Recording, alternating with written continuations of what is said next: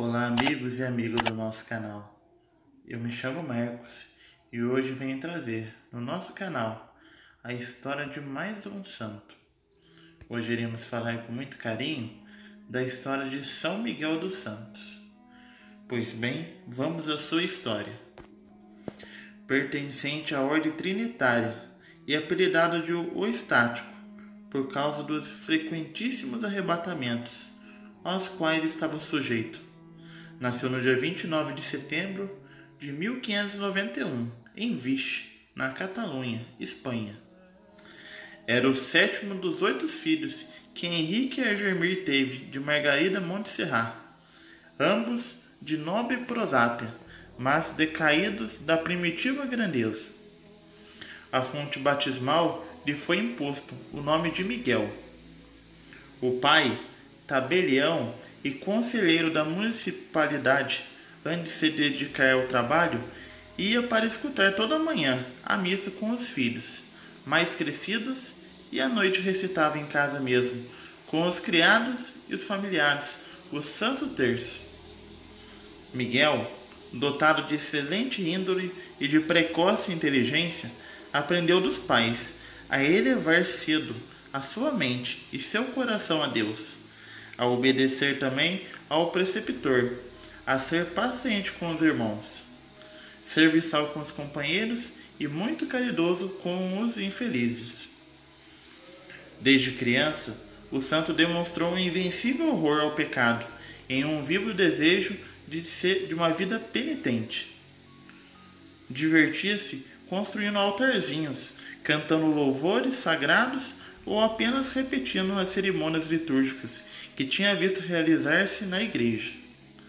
Passava longo tempo do dia no oratório doméstico, onde conduzia outros menininhos, aos quais recomendava serem bons e obedientes a seus pais. Mais de uma vez, foi surpreendido chorando enquanto beijava o crucifixo, agachado num cantinho solitário.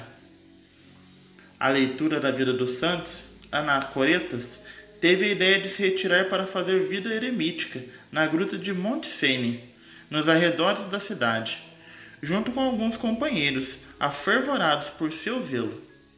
O pai, naturalmente, se opôs. Permitiu-lhe somente observar o jejum quaresmal 3 vezes por semana e distribuir aos pobres quando subtraía as refeições. Miguel adaptou também às suas costas uma cruz de madeira e começou a passar a noite acomodado com frequência sobre uns sarmentos, com uma pedra abaixo da sua cabeça. Açoitava-se com correias, e em um dia, enquanto seus familiares vindimavam, avançou num bosque para relutear-se numa sarça de espinhos, pela irresistível necessidade que sentia em sofrer por amor a Jesus e a imitação de São Francisco. O desejo de levar uma vida retirada e crucificada induziu Miguel a bater as portas do convento de Vichy. Foi por todos rejeitado, por causa da sua tenra idade. O que fazer? Decidiu emitir, apesar de ter somente 9 anos, o voto de virgindade na igreja das Dominicanas de Santa Clara. Mereceu com tal gesto ser livrado por toda a vida das tentações de impureza. Aos 4 anos, Miguel tinha ficado órfão de mãe. Aos 11 ficou órfão também de pai. O tutor lhe fez interromper os estudos para empregoá-lo como garçom num comércio. Tanto ele como seus irmãos não queriam que abraçasse a vida religiosa, porque para eles não convinha o decoro da estirpe.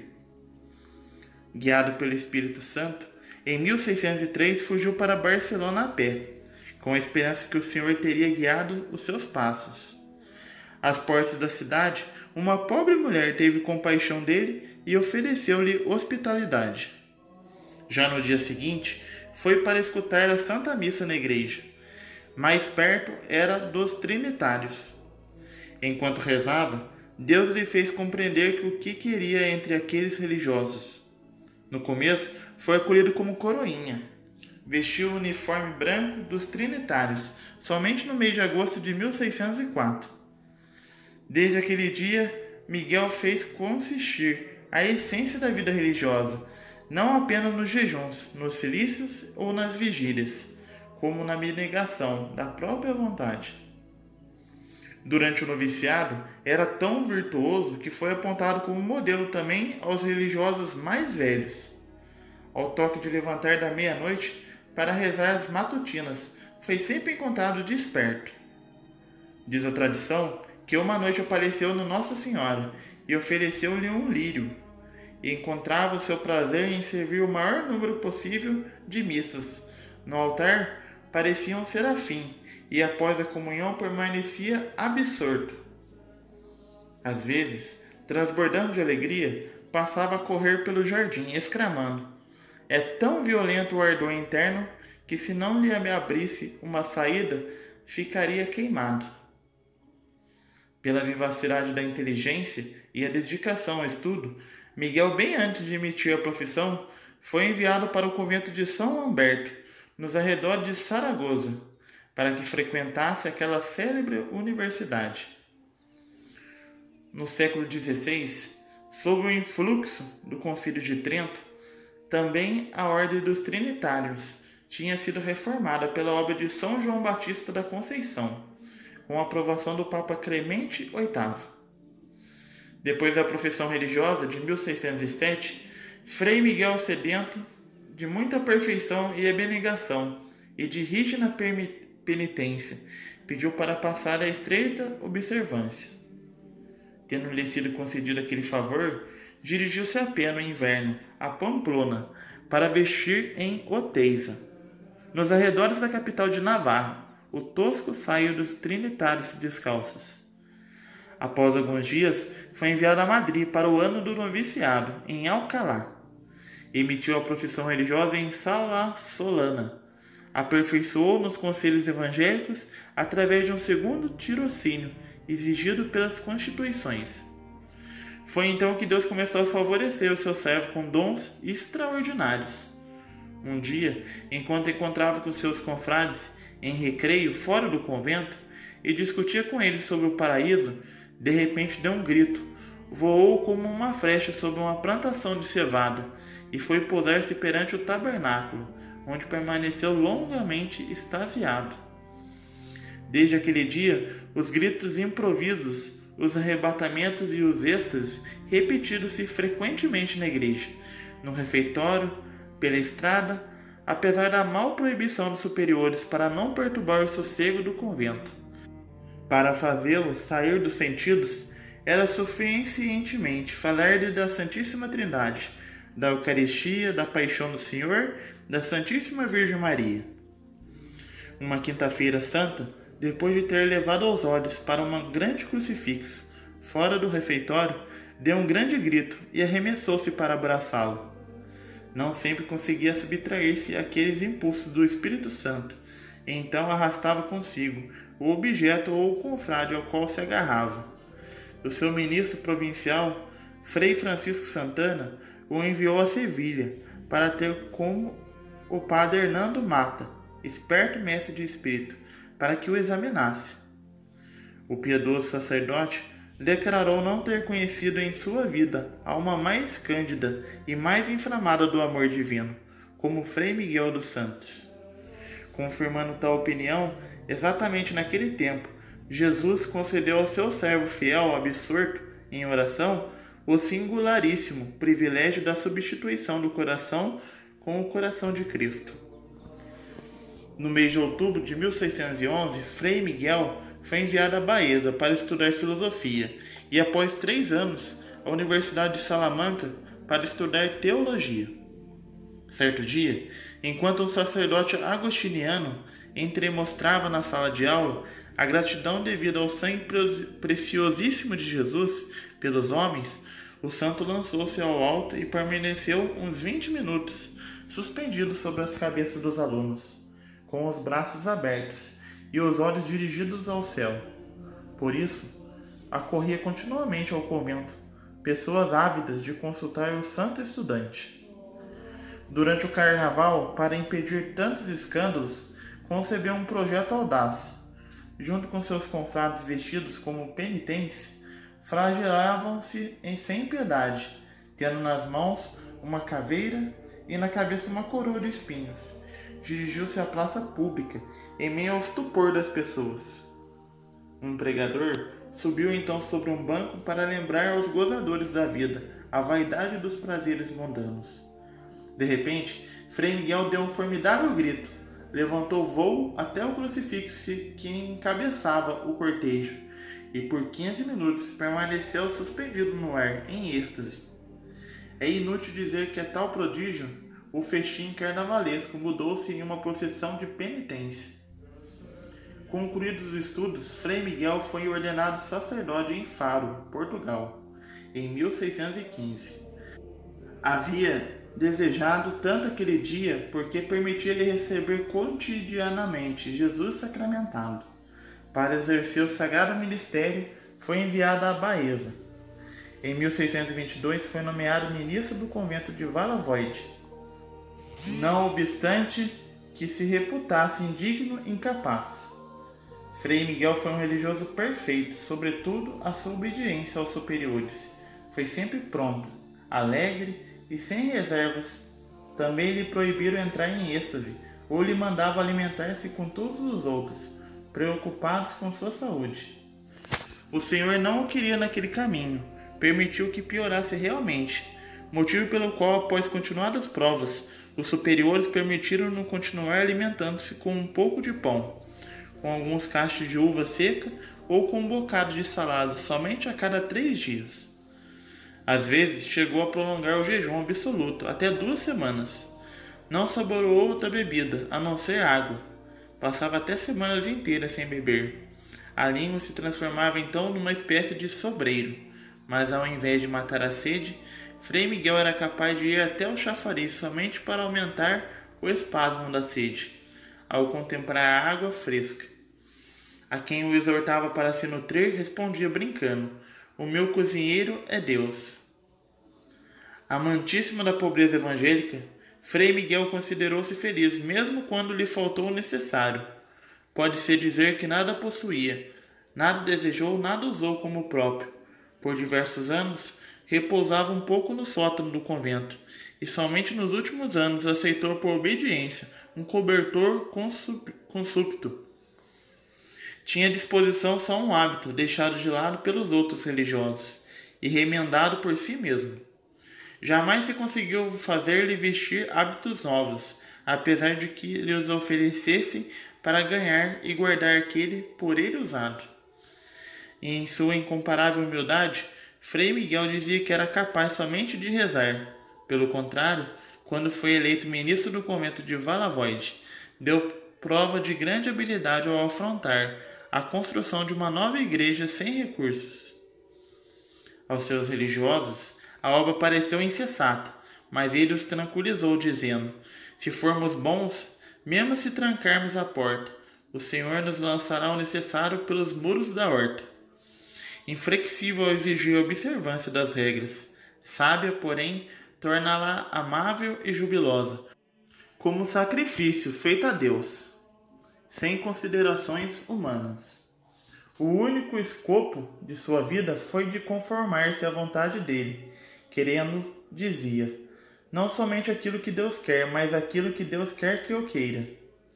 Tinha, assim, alcançado tal união com a Santíssima Trindade que não sabia se comia, se bebia, se dormia ou se caminhava.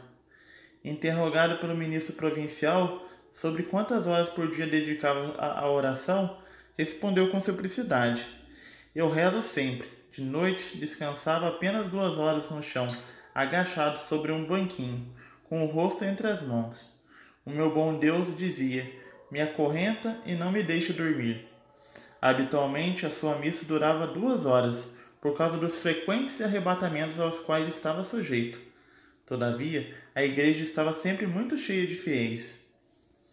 Uma vez, a elevação do cálice permaneceu elevado no ar por quase meia hora, e outra vez, tendo permanecido com os braços abertos em forma de cruz, não se deu conta que a chama de uma vela queimava-lhe a mão direita, mas de uma vez foi vista emanar de sua pessoa um celestial esplendor e fulgurar-lhe ao redor da cabeça uma auréola de glória que deslumbrava a vista.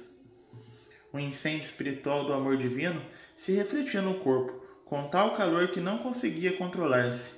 Um dia, enquanto discutia com o pároco de Marmel sobre o ministério da Santíssima Trindade, onde tinha ido pregar, do seu peito jorrou algo como um vulcão de chamas resplandecentes. Admirado, o pároco quis abraçá-lo, mas caiu desmaiado por terra pela grandeza do calor e do fulgor daquela chama. O apostolado de Frei Miguel não se limitou à oração pelos pecadores, à penitência rigorosa, às conversações particulares ou ao ministério das confissões, mas se afirmou vigorosamente também no púlpito. Aos fiéis falava sobretudo do amor de Deus aos homens e do ministério da Eucaristia, sem cair nas pomposidades de seu tempo histórico. Para salvar até mesmo uma só alma, estava disponível tolerar infinitas labutas. Os contínuos êxtases que o surpreendiam bem no meio das pregações turbavam-lhe as alegrias procuradas por tal apostolado. De vez em quando protestava: se desta vez me acontecer a mesma desgraça, não subirei jamais ao púlpito. Todavia, a cada convite era incapaz de resistir à manifesta vontade de Deus para o bem do povo. Nobres e plebeus, ricos e pobres, eclesiásticos e seculares, acorriam a ele, como a um oráculo, para todas as suas necessidades, sem jamais ficar desiludidos, pois Deus tinha concedido a Frei Miguel o dom de prescrutar os corações, de predizer os eventos distantes e futuros, de sarar os enfermos com a simples imposição das mãos, com o sinal da cruz ou com a leitura de um trecho do Evangelho. Porém, não obstante tudo isso, o santo considerava-se um miserável, um ingrato, uma terra estéril, incapaz de fazer frutificar os dons recebidos do céu. Era-lhe, portanto, de grande confusão ouvir-se chamar por todos o santo, ver as pessoas ajoelhar-se diante dele e procurar beijar-lhe a ponta do hábito. Enquanto era pároco em Baeza, em uma conversação entre amigos sobre a morte inexorável e a felicidade do céu, Frei Miguel tinha exclamado improvisamente: o Senhor, na sua infinita misericórdia, me fez conhecer que preciso trabalhar e pregar muito, até aos 33 anos. Então me chamará a si, quando eu for ministro do convento de Valavoide. Ao aproximar-se do tempo de sua morte, confirmou a penitentes e aos confrades que morreria na idade do Senhor. Na segunda-feira da Páscoa, em 1625, foi de fato constrangido a ficar de cama por causa de uma febre violenta que o pegou no momento em que pregava. Viveu ainda 10 dias em uma contínua oração. A quem perguntou-lhe quais graças desejava alcançar, respondeu: peço ao Senhor, sobretudo, para sofrer os tormentos e as penas que os mártires e os santos sofreram, e sofrerão até o fim do mundo, e depois que se forme uma só chama de amor, do qual ardem os beatos, os espíritos celestes, e me consome o coração. Um confrade lhe perguntou se temia a morte. Ele respondeu: perturba-me somente o pensamento de morrer em um lugar onde se tem muita estima de mim, que sou um miserável. Faleceu no dia 10 de abril de 1625, após ter beijado o crucifixo e exclamado, levantando os olhos ao céu: creio em Deus, espero em Deus, amo a Deus. Logo que se espalhou a notícia de seu falecimento, uma enorme multidão amontoou-se perante a porta do convento, gritando: queremos ver o santo. Foram assim numerosos aqueles que desejavam ter um pedacinho do saio do defunto como relíquia, que seus confrades precisavam revesti-lo com outro saio por até 3 vezes. Pouco depois do enterro de Frei Miguel, foram verificados 50 milagres recebidos de Deus por sua intercessão, pelos devotos. Pio VI o beatificou no dia 2 de maio de 1779 e Pio IX o canonizou no dia 8 de junho de 1862. João XXIII o nomeou padroeiro da cidade em que nasceu, Vichy. As relíquias de São Miguel dos Santos, padroeiro da juventude trinitária, são veneradas em Valavoide, na cidade de São Nicolau. Pois bem, meus amigos e amigas, concluímos a vida deste grande santo, e não somente virtudes, as quais para nós pecadores são muito distantes, mas que são aperfeiçoamentos que Deus faz naqueles que se entregam inteiramente a Ele. Rezemos pedindo a graça da santificação das nossas almas, que estão muito distantes de agradar a Deus, mas somente com a graça de Deus, com a graça do Espírito Santo, conseguiremos tal feito como São Miguel. Rezemos. Ave Maria, cheia de graça, o Senhor é convosco. Bendita sois vós entre as mulheres, e bendito é o fruto do vosso ventre, Jesus. Santa Maria, Mãe de Deus, rogai por nós, pecadores, agora e na hora de nossa morte. Amém. Nossa Senhora das Graças, rogai por nós. São João Paulo II, rogai por nós. São Miguel dos Santos, rogai por nós. Muito obrigado pela sua companhia. Até o próximo vídeo. Fique com Deus, com as bênçãos da bem-aventurada sempre, Virgem Maria.